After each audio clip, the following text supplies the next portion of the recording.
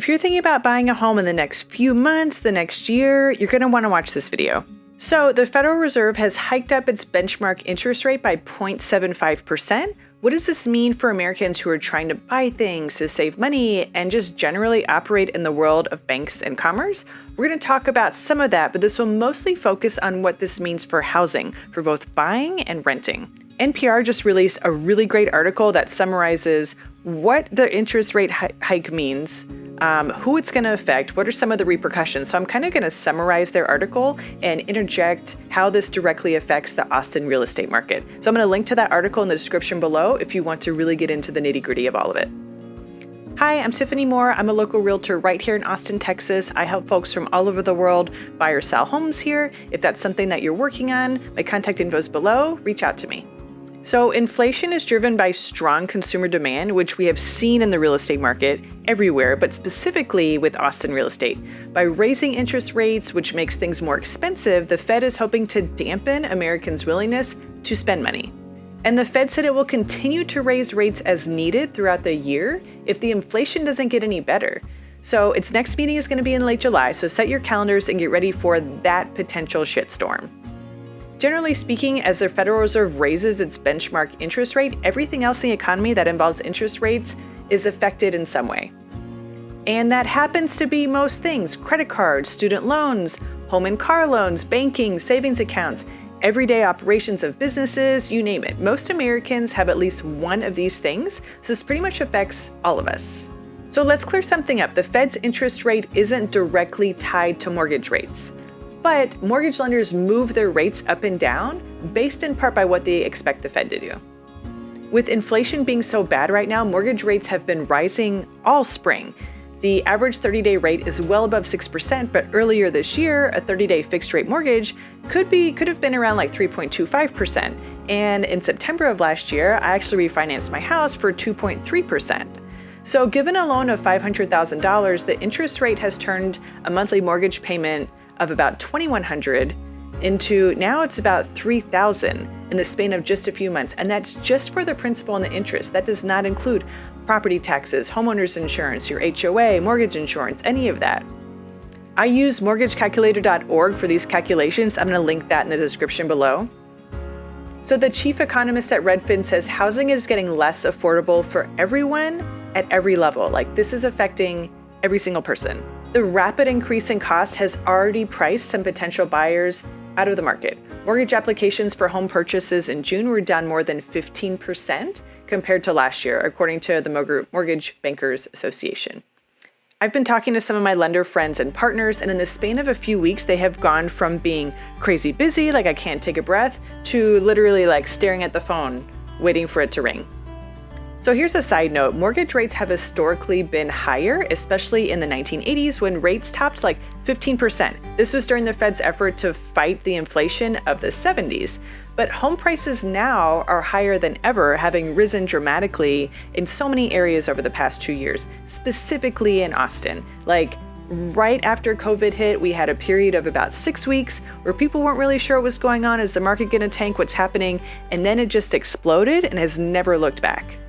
And economists have mixed emotions on what all of this means for the housing market. Some say that home prices will hold steady. Others are forecasting a drop in prices. I will say that in Austin, there is kind of like a wait and see period right now. We are seeing a significant number of homes decrease their prices. They're not selling in a span of 3 days. They're taking a little bit longer to sell. And not everyone is getting multiple offers. I had a listing a couple weeks ago where we did go under contract within 3 or 4 days, but we didn't get as many offers as we thought we would. Right now, the Fed suggests that prospective homebuyers wait to see if prices stabilize.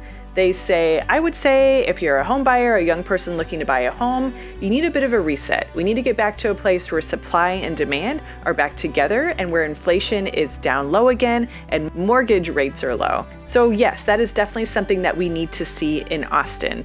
When we talk about supply and demand and it being a seller's market versus a buyer's market, we have been in a crazy, insane seller's market for the past 2 years. And what I tell my folks now is we went from being in a crazy seller's market to a strong seller's market. And this was just like 3 weeks ago. Now I'm saying we're in a heavy seller's market. So it's kind of decreased significantly in the past 6 weeks, even the past 3 weeks, because of the interest rate change. So what that means is we're starting to see more homes on the market.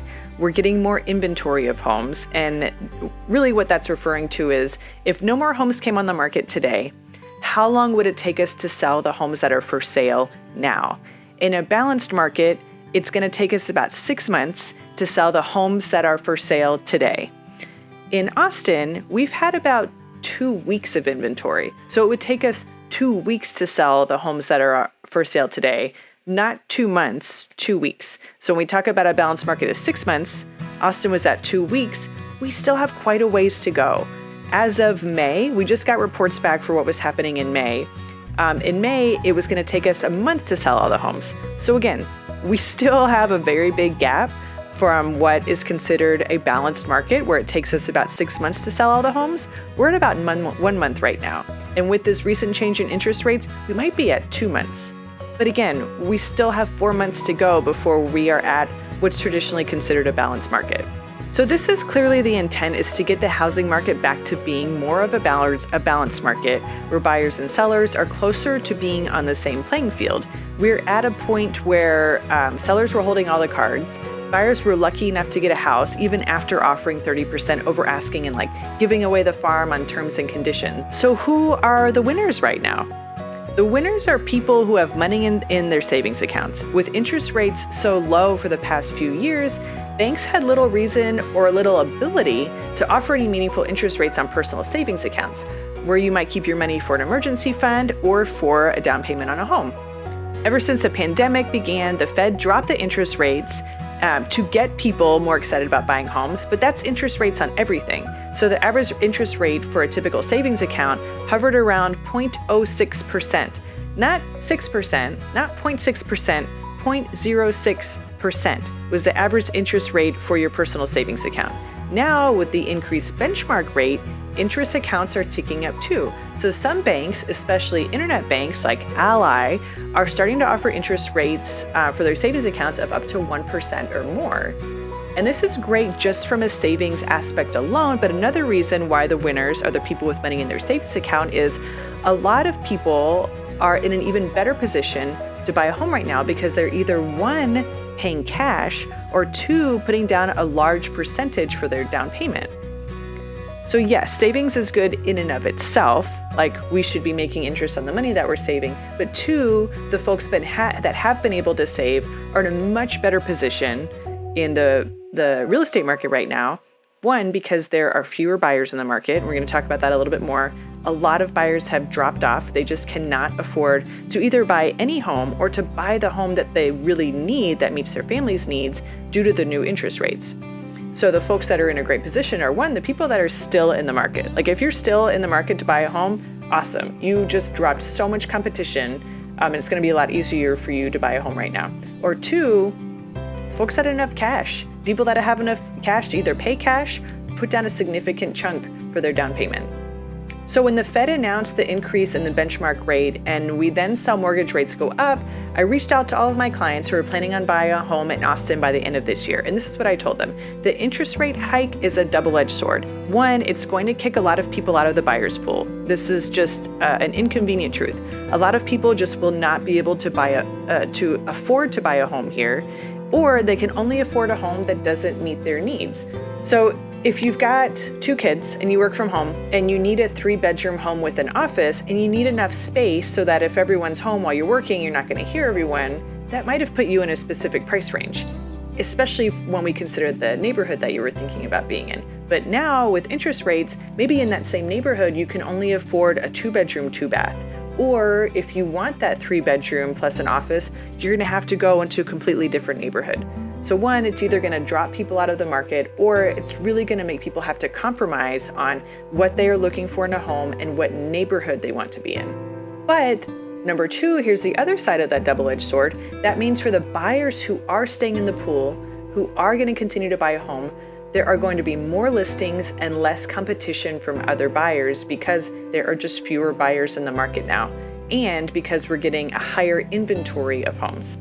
Most of my clients wrote back and told me that they were planning on paying cash, so they weren't worried about the interest rates, or they are selling their current home and planned on putting the proceeds toward their new home, so again, having a very low mortgage, or they are making a significant change in their life, retirement, empty nesters, moving closer to kids, and they are moving no matter what. So those are the people that are still moving to Austin and buying homes in Austin, other than all the other folks who are moving here for work and all the other reasons. So let's go back to the part where lots of buyers were getting kicked out of the buying pool.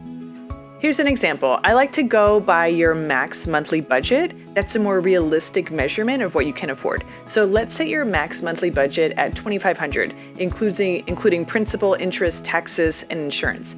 So for $2,500, you can likely afford a home that costs about $500,000 if you put 20% down to avoid mortgage insurance. So that is with an interest rate of 6%. Whereas just a few months ago, that monthly payment of $2,500, you would have been able to buy a home that costs $650, again with a down payment of 20% and when the interest rates were 3.2%. This was just a few months ago. That is a huge difference in price, in the overall home quality, the location, condition, age, amenities. So you can see how some people just won't be able to afford the kind of home they need under these new interest rates. A lot of people will continue to rent, which is going to drive up demand for the rental market and increase the prices. So what sucks for those people that were so close to owning a home, so close to getting out of the rental maze, the biggest issue with this is going to create an even broader wealth gap.